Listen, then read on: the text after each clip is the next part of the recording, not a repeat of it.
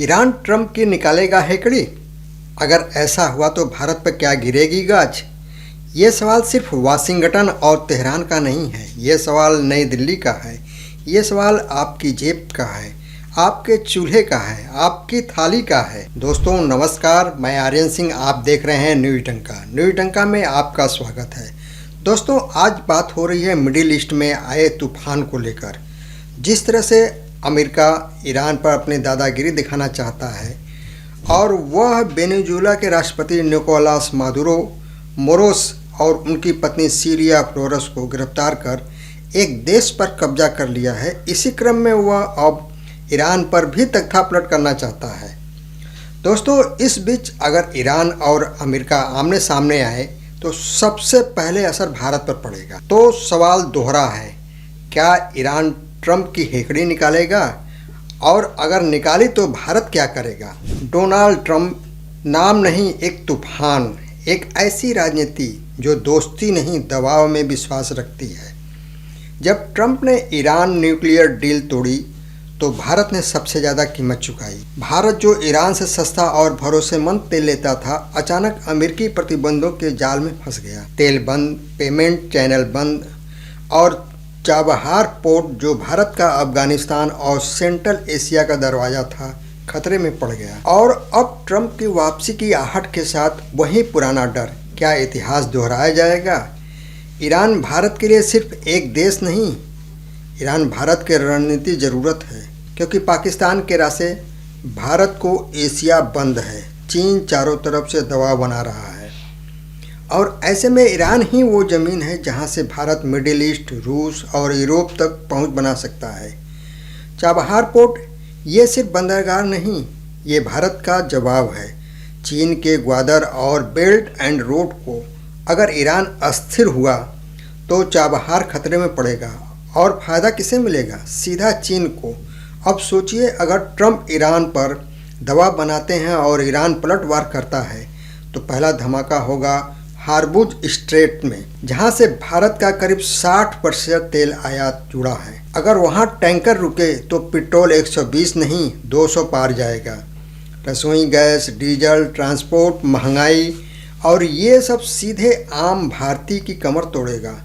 क्या भारत इसके लिए तैयार है? भारत की विदेश नीति आज बैलेंस पर टिकी है। अमेरिका टेक्नोलॉजी और डिफेंस पार्टनर है, ईरान ऊर्जा और जियोपॉलिटिक्स गेटवे, रूस हथियार और स्ट्रेटेजिक बैकअप, चीन सबसे बड़ा खतरा। तो भारत किसी एक का पक्ष नहीं ले सकता, लेकिन भारत किसी के दबाव में झुक भी नहीं सकता। यही भारत की असली चुनौती है। अगर ट्रंप चाहते हैं कि भारत ईरान से दूरी बनाए तो भारत एक बार फिर कठिन फैसले के सामने होगा। लेकिन अब भारत 2018 वाला भारत नहीं है। अब भारत G20 की आवाज़ है, ब्रिक्स का मजबूत स्तंभ है, ग्लोबल साउथ का चेहरा है और भारत ये जानता है अगर ईरान टूटा तो अगला निशाना कोई और नहीं, चीन का मुकाबला कर रहा भारत होगा। ईरान भी भारत को समझता है, इसलिए उसने कभी भारत को दुश्मन नहीं माना। अमेरिका से लड़ाई में भी ईरान ने भारत के लिए दरवाजे खुले रखे, लेकिन अगर ईरान को दीवार से लगाया गया तो वो हर कार्ड खेलेगा और भारत बीच में फंस सकता है। युद्ध नहीं लेकिन आर्थिक झटका तय। तेल, फर्टिलाइजर, शिपिंग, इंश्योरेंस सब महंगा। और याद रखिए, युद्ध सिर्फ बम से नहीं लड़ा जाता, युद्ध तेल की कीमत से भी लड़ा जाता है। तो क्या ईरान ट्रंप की हेकड़ी निकालेगा? जवाब है, ईरान सीधी टक्कर नहीं लेगा, लेकिन ट्रंप को भी सीधी जीत नहीं देगा। ये लड़ाई लंबी होगी, साइलेंट होगी, लेकिन असरदार होगी। भारत को इस लड़ाई में सबसे ज़्यादा समझदारी दिखानी होगी। न अमेरिका से टकराव, न ईरान से दूरी, बल्कि अपने राष्ट्रीय हित की रक्षा।